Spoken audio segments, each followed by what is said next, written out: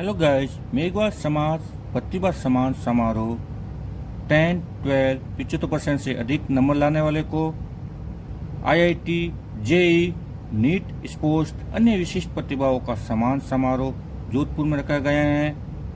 451 प्रतिभाओं को सम्मानित किया गया है।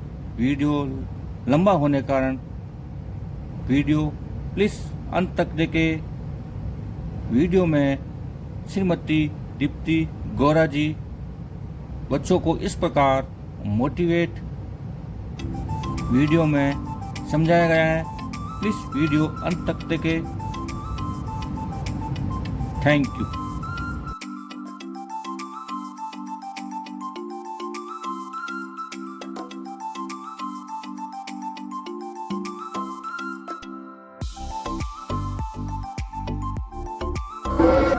मैं सूर्य का अखंड भाग हूँ, मैं दिखती हूँ, मैं झुक नहीं सकती, मैं सूर्य का अखंड भाग हूँ। जला दो दुश्मन की रूह तक को, जला दो दुश्मन की रूह तक को, मैं वो उम्मीदवार की आग हूँ, मैं वो उम्मीदवार की आग हूँ। जोरदार तालियों से स्वागत करें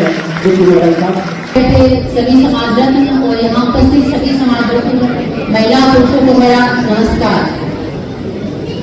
ये प्रोग्राम बहुत जगह होते रहते हैं और समाज के लोगों से बहुत जगह मिलती रहती हूँ, लेकिन अभी जो ओपी गांधी जी ने जो बात कही उस बात से मैं वापस चले लेती हूँ। इन्होंने सही कहा था, ऑल इन वन यदि करना है, आप यदि बनना चाहते हैं तो you must select police services.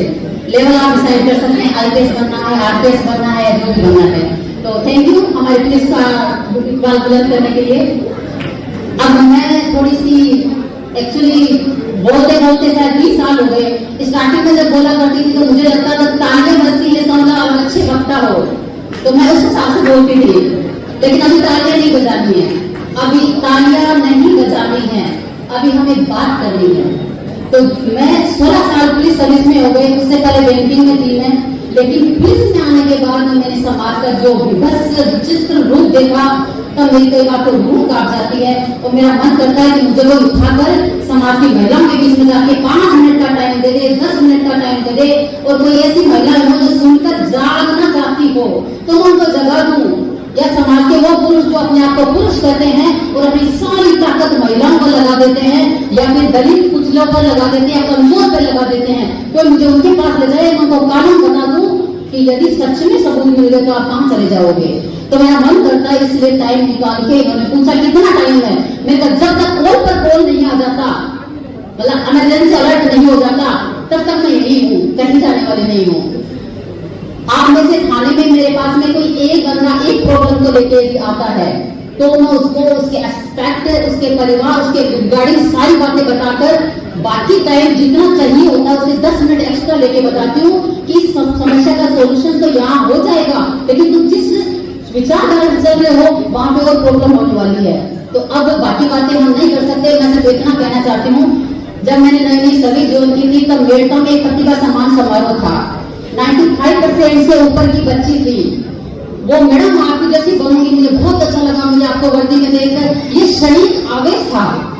मुझे लगा अच्छी बात है, बच्चियां मोटिवेटेड हो रही है। अब मुझे दुख के साथ कहना पड़ रहा है कि उसी बच्ची का केस मेरे पास आया जिसको मैंने प्रतिभा सम्मान समारोह में सम्मानित किया था, और मेरे को तो 90% आए ही नहीं। मैंने सारी स्टडी प्राइवेट की है, कभी मुझे सम्मान मिला ही नहीं, जब मौका ही नहीं था मेरे पास। में 10th क्लास के बाद में सब प्राइवेट किया, लेकिन क्योंकि करना था इसलिए किया। और वो बच्ची मेरे पास आके बोलती है मेरी नौकरी लग गई थी, ससुराल वालों ने शर्त रखी नौकरी करनी है तो रिश्ता कैंसिल। तो मैंने रिश्ता कैंसिल कर दिया, नहीं मैडम शादी हो गई, तो अब दहेज भुगतान का मुकदमा करना है। अब आप बताओ मैं क्या करूं? किस लिए उसको पढ़ाया, किस लिए उसकी शादी की? और फिर जब बात करने लगे तो मैंने कहा अच्छा ठीक है, अब बताओ क्या क्या हुआ? मुझे ऐसे मारता है, ऐसे सुनाता है, सास ये कहती है मुझसे पूछे बगैर दही कैसे खाया, तेरी हिम्मत कैसे हुई? बाप रे, समाज की महिलाओं को, समाज की बेटियों को जो आपका वंश चलाएगी वो आपके फ्री से दही नहीं खा सकती। इतनी महान हस्तियां हैं आप, मतलब हद हो गई सोचने की। और हमारे सामने आके नहीं नहीं मैं तो उसको बेटी समझती हूँ, नो उसको बहू ही समझो, बहू ही समझो, उसको इंसान समझो, और जो उसका दायित्व है, जो उसके अधिकार है वो उसको। तुम देने वाले होते कौन हो? उसको लेने दो, रोको मत उसको। हमारे पास आके कहते हैं कि हमने तो उसको घूंघट निकालने का छूट दे रखी है। Who are you?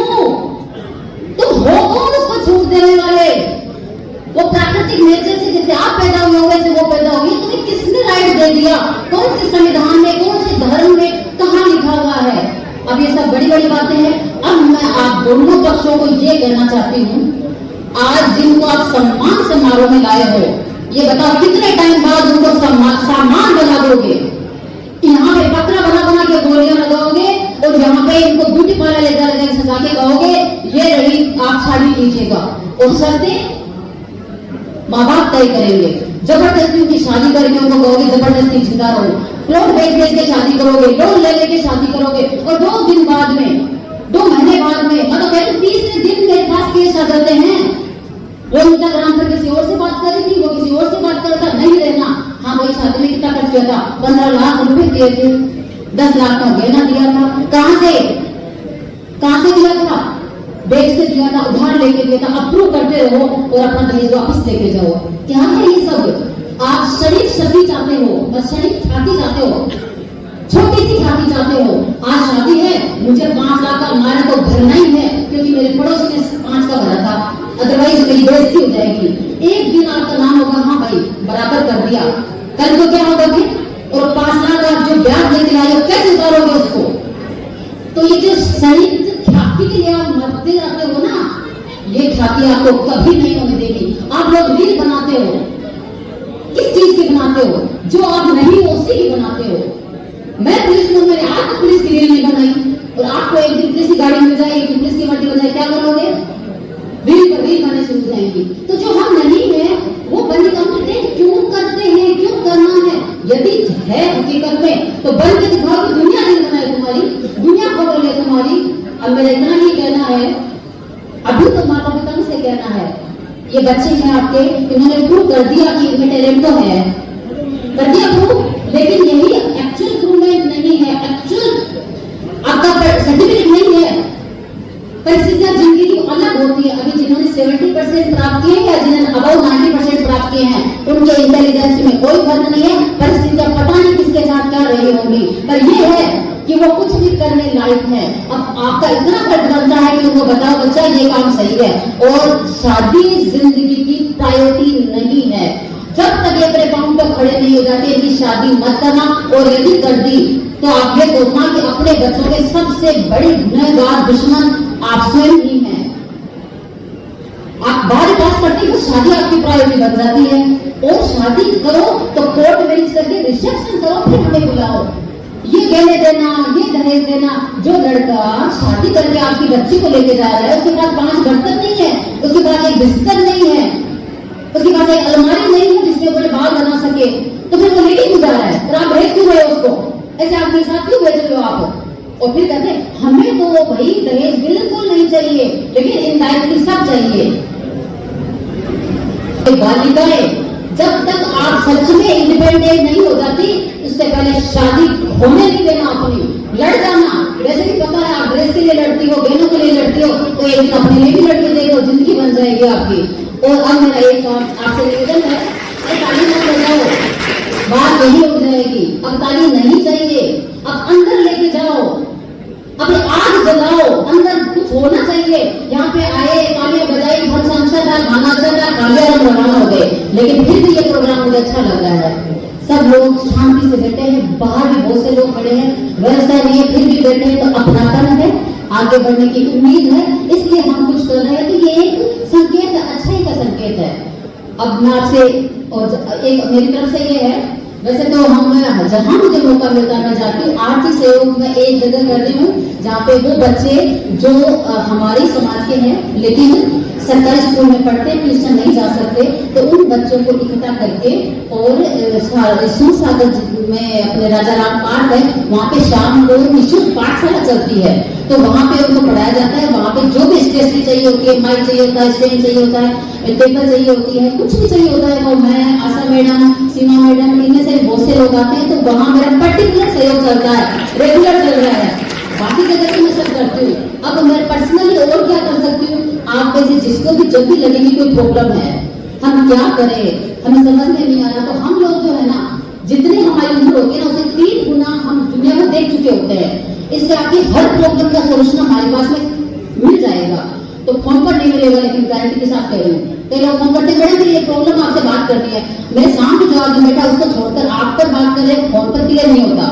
यदि सच में आपको सोल्यूशन चाहिए तो घर से निकलना पड़ेगा, चल के मेरे खाने या जहां मैं हूँ ऑफिस में, वहां आपको आना पड़ेगा।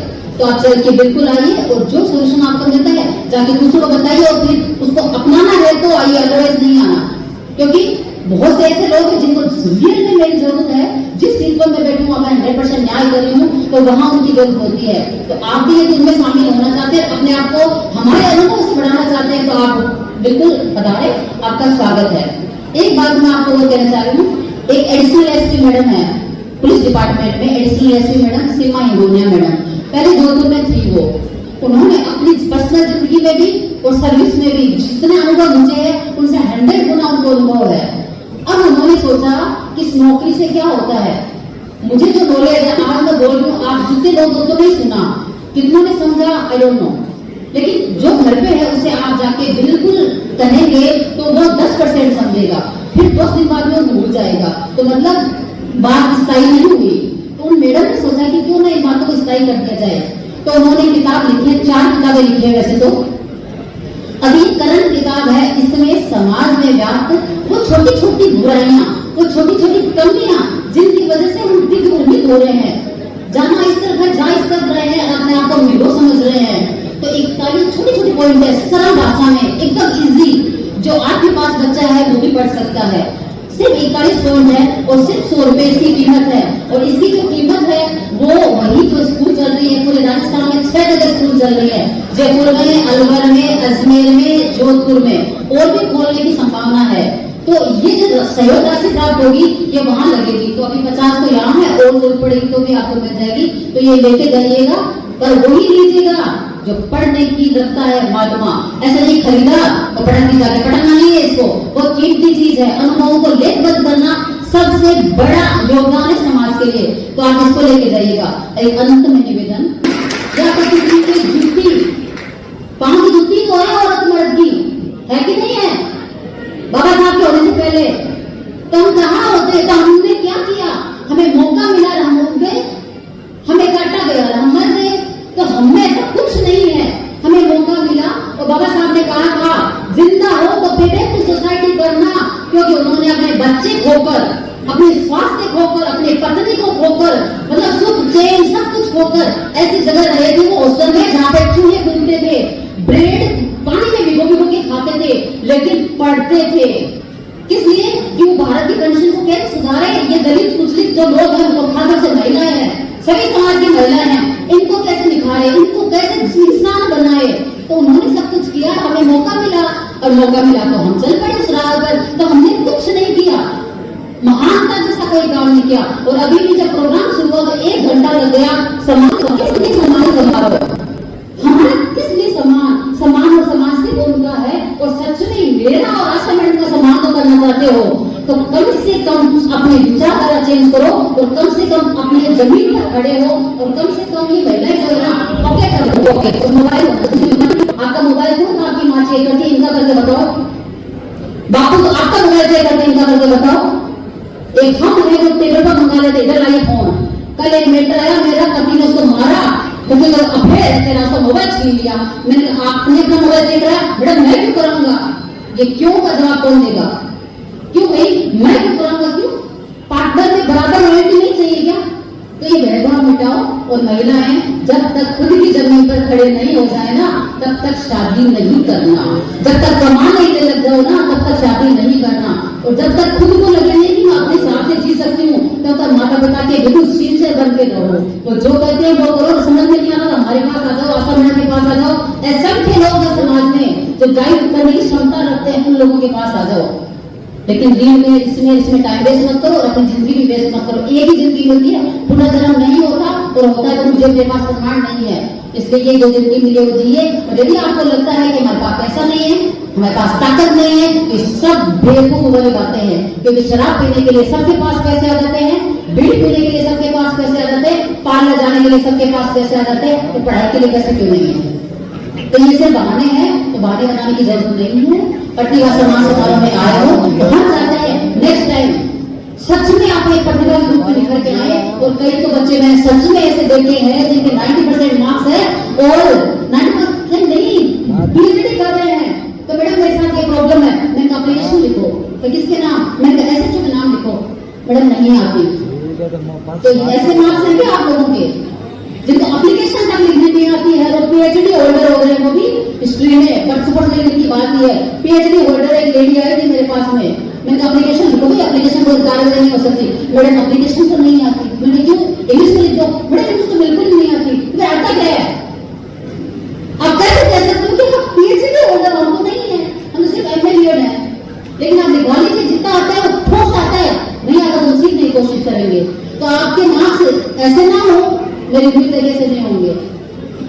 तो पढ़ाई के साथ साथ में बुनाई करो, बुनाई के साथ साथ में अपनी जमीन पर जीना शुरू करो। और अंत में मैं यही कहना चाहूंगी, कमी का बहाना मत बनाओ, क्योंकि जो उड़ान है ना, उड़ान हकीकत में वो कहाँ से होती है, मन से होती है। मंजिलें उन्हीं को मिलती है, मंजिलें उन्हीं को मिलती है जिनके सपनों में जान होती है। सिर्फ पंखों से कुछ नहीं होता, हौसलों से उड़ान होती है। जय हिंद, जय भारत।